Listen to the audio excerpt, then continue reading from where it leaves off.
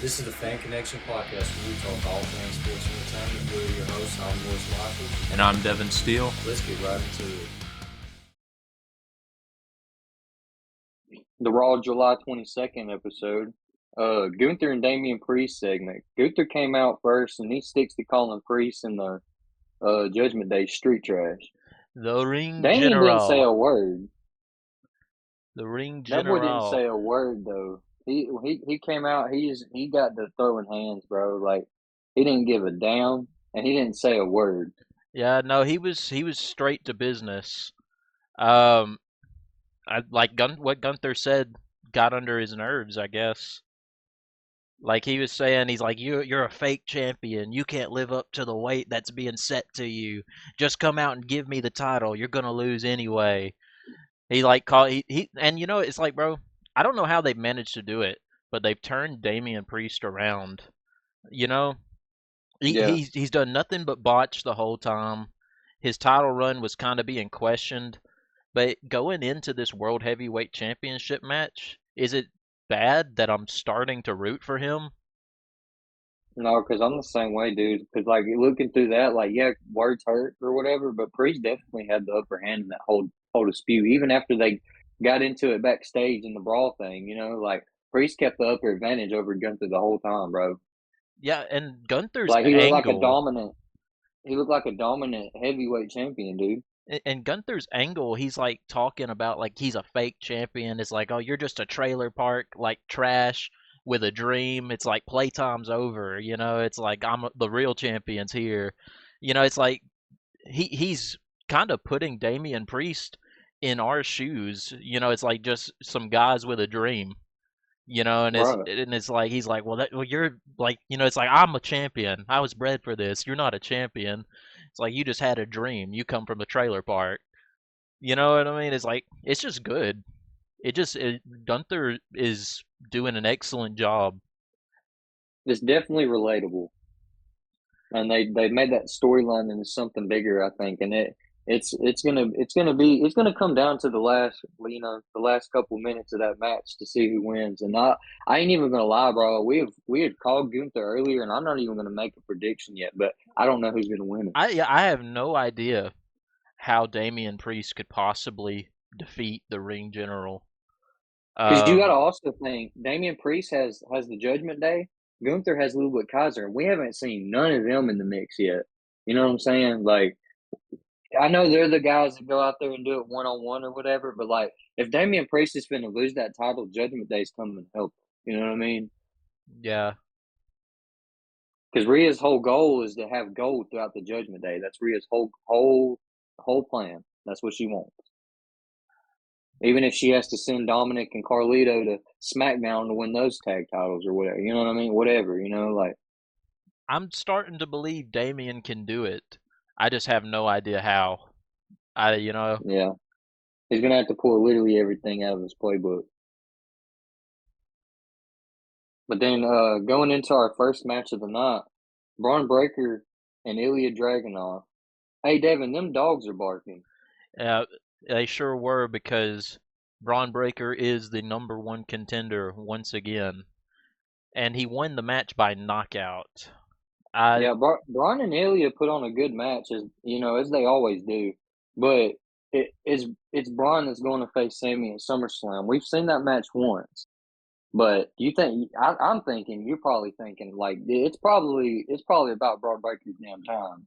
I don't know. Like in his first match with Sammy, he was kind of goofing off a little bit. Like I don't know if he was taking Sammy seriously.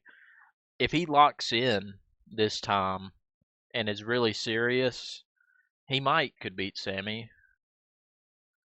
Yeah, I don't know. It could also go either way. But at the end of the match, like you said, like he got speared on the outside, and they pretty much just canceled the match. You know, so like that's technically Braun Breaker won by KO, and that's insane because we haven't seen somebody win like that, especially over somebody like Ilya. Ilya's he's a decent superstar. So that's crazy that they put Braun over like that, unless that might have been real or something.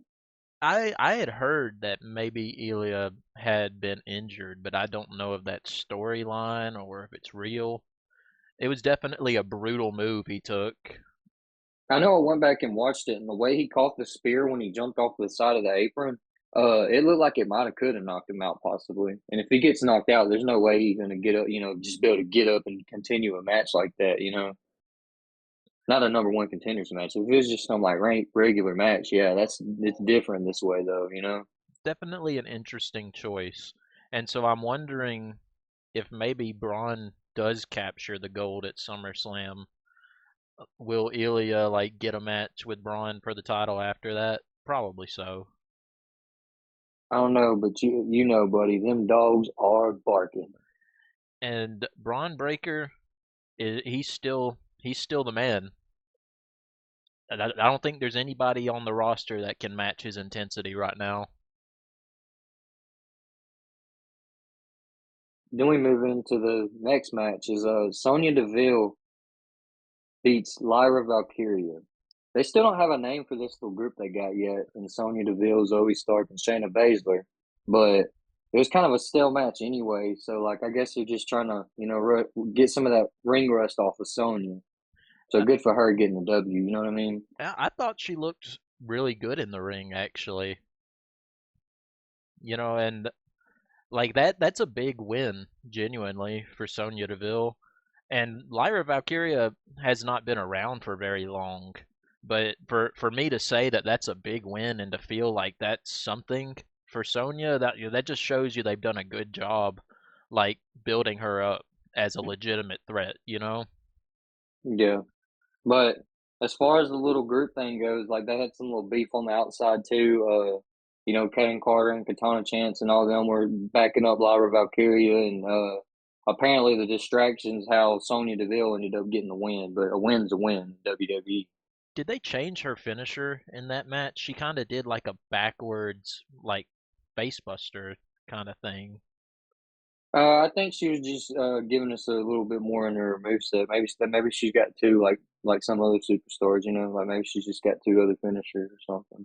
Yeah, still don't know the name for them, but I like good for them, man. And then right after that, we get the another White Six video package with Nikki Cross. I was wrong. I called Dexter Lumis or Gacy being next, and I was completely wrong about that. It was Nikki Cross next. So, I mean, next Monday, the Monday before SummerSlam, I'm guessing we'll get another one, and you know, there's more on that later. Yeah, Huge news though. It's Tozawa's birthday.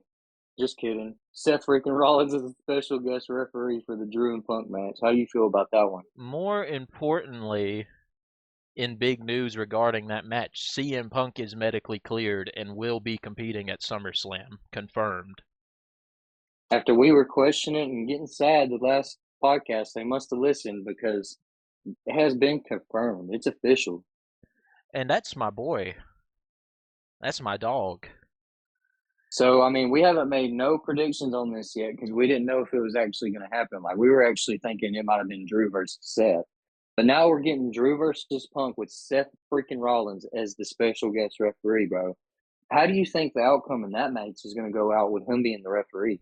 I don't know. I don't hate the idea of Seth Rollins being the guest referee, but at the same time, I'm not really sure what that means for this match at SummerSlam because of the fact is like I don't really know where Seth Rollins' allegiance lies. Like where is his alignment at?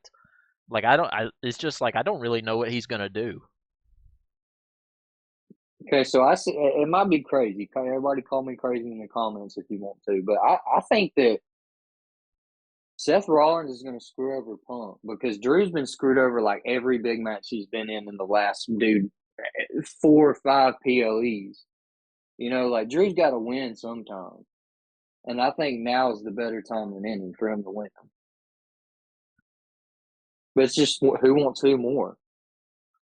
And at the end of the day, I just want CM Punk to get through a match injury free. I want to see a good old GTS.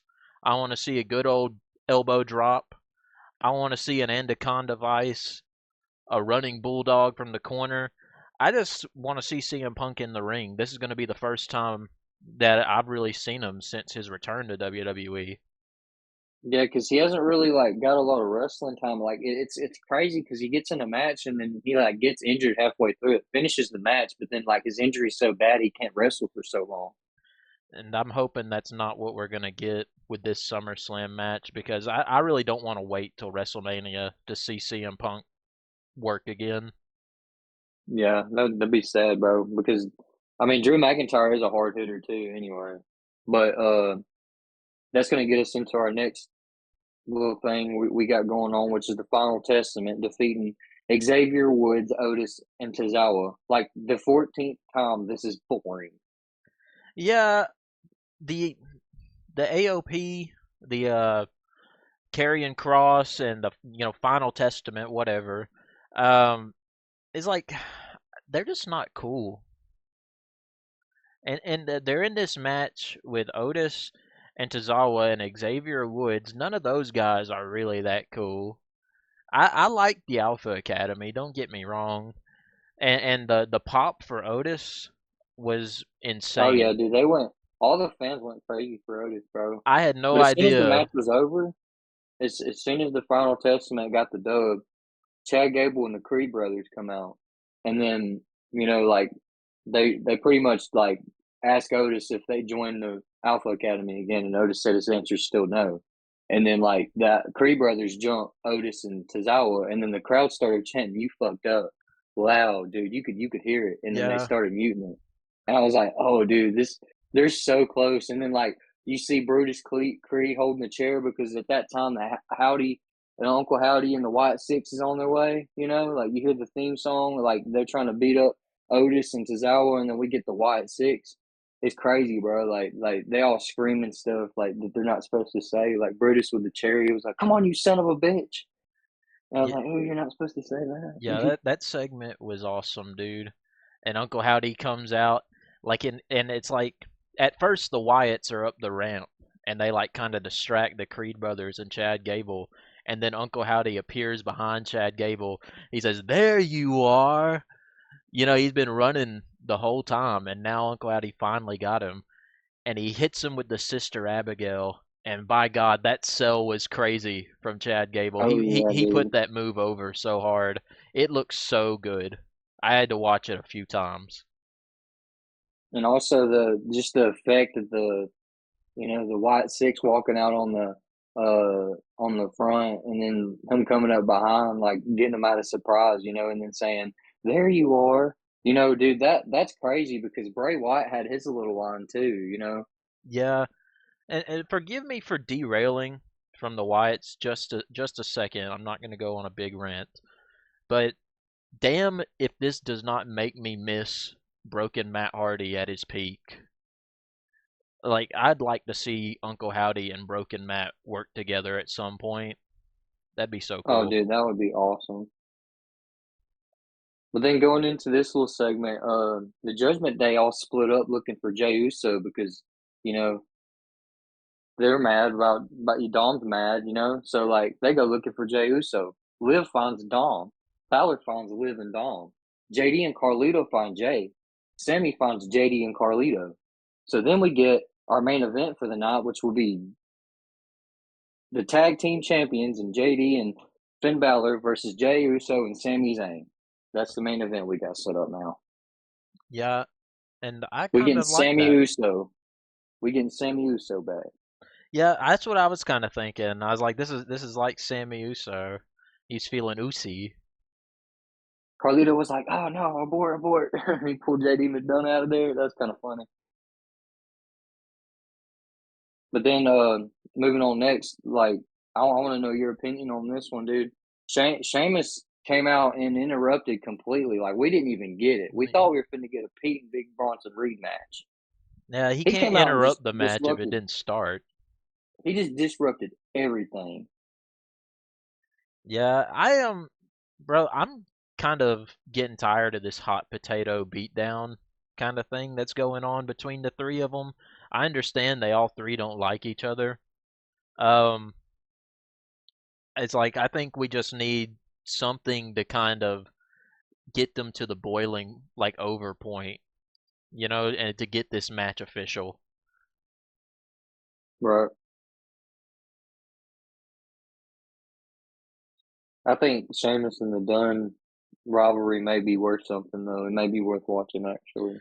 Yeah, and They just need to do it the right way. Them two just need to have like some crazy stipulation matches. yeah, I mean they're adding Bronson Reed in too. I like that they're giving him something to do. Um, but it's like I'm ready for this match to become official, and it's like, is this happening at SummerSlam? Is this happening after SummerSlam? I'd kind of like to know.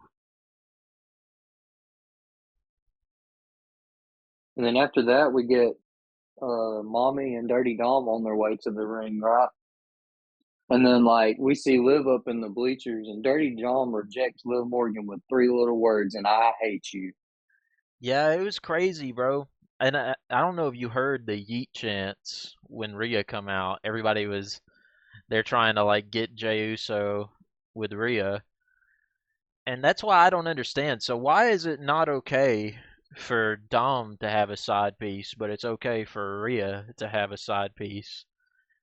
Yeah, that's what I'm saying. That's that double standard crap. And Dom's like told Liv to go away now. It's like you've done that preemptively. Rhea's still got Jey Uso's number. It's like you haven't solved the issue. It's like now you've just gotten one girl to leave you alone, and your other girl's talking to a different dude already. Dom, you got to play a little smarter than that. Latino heat and all. Right. But Dominic said I hated you, right? And then Rhea licks his face. What the hell? Yeah, and you know what, dude? Just another thing with the Yeet and the Jey Uso and Rhea thing. I've actually heard that Rikishi doesn't like this. Like Rikishi hates that segment. He's scared it's gonna break up Jey Uso's real life marriage. yeah, Like that's that's what what I he's heard. scared of. That's what I heard. And also he's like creatively as hot as Jey Uso is in the WWE right now, that's all you've got for him. Yeah, like he should at least be fighting Sami Zayn for the IC title. That's literally what he said. Because they have history, that would be interesting to watch. Why ain't nobody pushing that to happen? Yeah, I think Jey Uso's just having fun though at the end of the day. And I'm hoping his opportunities are gonna come. Then after that we get a Zelina Vega and Zoe Stark match. Zelina Vega won this match, and I don't really know what this does for Zelina if Zoe's in this group with Deville and Baszler. Like, what does it do for Zelina? And plus, she came out injured, so it kind of really makes Zoe look like crap. Yeah, it does kind of make Zoe look like crap. And everybody else was out there too at some point. Lyra, Chance Carter, Yeah, and Sonya Deville, Zoe Stark, and Shayna Baszler were all out there. And so it kind of seems like Sonya Deville and them are just like kind of against everybody. I'm thinking maybe they might build up some kind of like big tag team thing and make Zelina a part of it. And they're just trying to get her attention off the world heavyweight title. yeah, they got to fit her in somewhere. You're right. You're not wrong about that. But then that gets us into our main event of Monday Night Raw. Sammy Uso and Jey Uso versus the Judgment Days, Finn Balor and JD McDonough.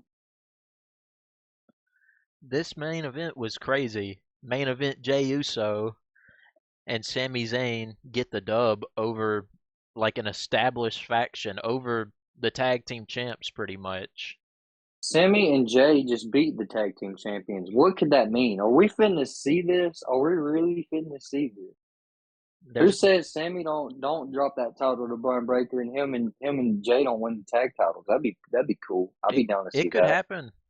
It could happen. because But it this gives Brian match, Breaker a break and it gives Jay Uso a title, bro. Everybody wants to see him with gold. yeah, but he's already been the tag team champ like 14 times. I'm sure he wouldn't complain. This match though, I mean, just some crazy action from both teams. Since when does Had a lot of JD big do a spots. moonsault, bro?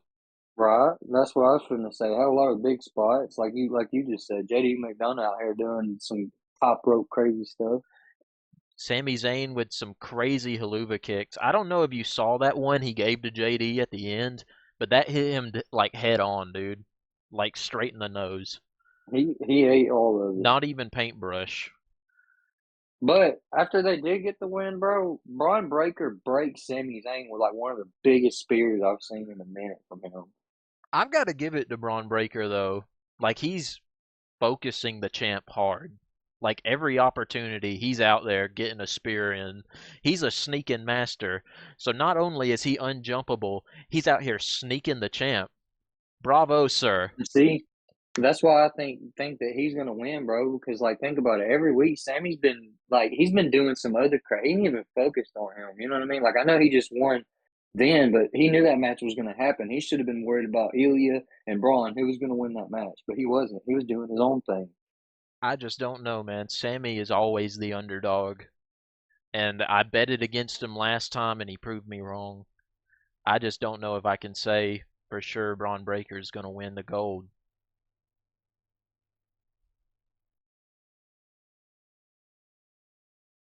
Now we're gonna turn things to SmackDown, the July 26th episode. LA Knight defeats Santos Escobar. Logan Paul comes out during the match, right? And like LA is like celebrating, I guess, and then like they both start jumping him after he got the upper hand on Logan Paul. Like it really didn't make any sense to put Escobar out there, like put him in the mix with this because like I'm sick of seeing Escobar, dude. He kind of like him and the Del Fantasma thing. It's just not working, you know.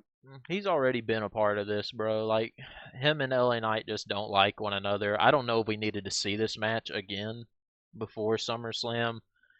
I mean, it is an excuse for Logan Paul to get out there and execute another beautiful frog splash, like picture Yeah, that was perfect. beautiful. It's crazy how good he is at that. Next segment, Bianca and Jade come out and they're talking about trying to win the tag team championships back. Fire and Dawn try to jump him, but they fail. Does that make Bianca and Jade unjumpable? I was about to ask you that because like we've been giving all these props to Brian Breaker, but like when I say fail, like they literally fail. Like they kind of like ran in there and they just kind of threw him over the ropes. Like, no, I can't touch us. You know, like what? Yeah, in a bout of strength, Bianca and Jade Cargill, like I don't think it would make sense for them to get beaten like that. Uh, but yeah, I mean, they're just So I guess setting that feud up, I, I guess. I'm about to say I don't really know. I guess that's gonna happen, right? Is that happening at SummerSlam? I don't I don't know. But moving on. The tag team gauntlet elimination match. So we started out with Baron Corbin and Apollo Crews, boo, against Legado del Fantasma, which they defeat Boo! them. Boo. That's like a big bowl of bootios right there. That is a Bootios match. And then after Legado del Fantasma, the Street Profits come out. Dude, and the Street Profits ran that gauntlet match. I ain't even going to lie. They ran it. Yeah, the Because Street Profits cleaned up. they ran through Corbin and Cruz. They ran through Pretty Deadly. They ran through the OC, which that was the first good tag team that they had to face. That's just my opinion. Let's just be honest, you know. Then they get the fake bloodline and Tamatonga and Jacob Fatu.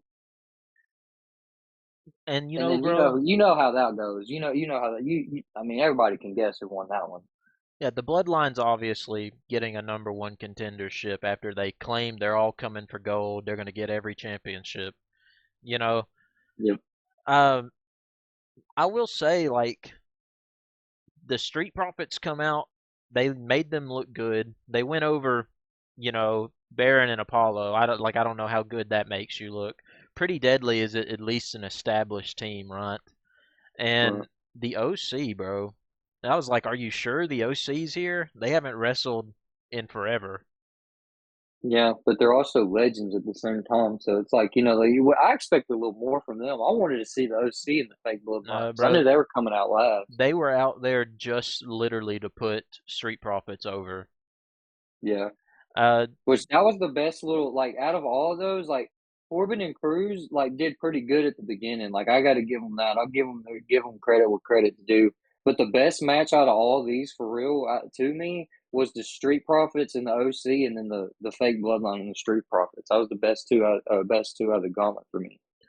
and so notice how in the tag match it's Tama Tonga and Jacob Fatu, and not Tama Tonga and Tonga Loa. Right, correct. Tonga Loa has been botching too much, and that's why he's not in a ring. So there's a bunch of memes going around about Tongaloa. They saying that like, if it wasn't for Tama Tonga being good, he'd be in there at Burger King flipping patties, bro.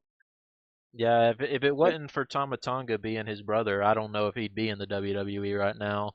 And that's not me being mean.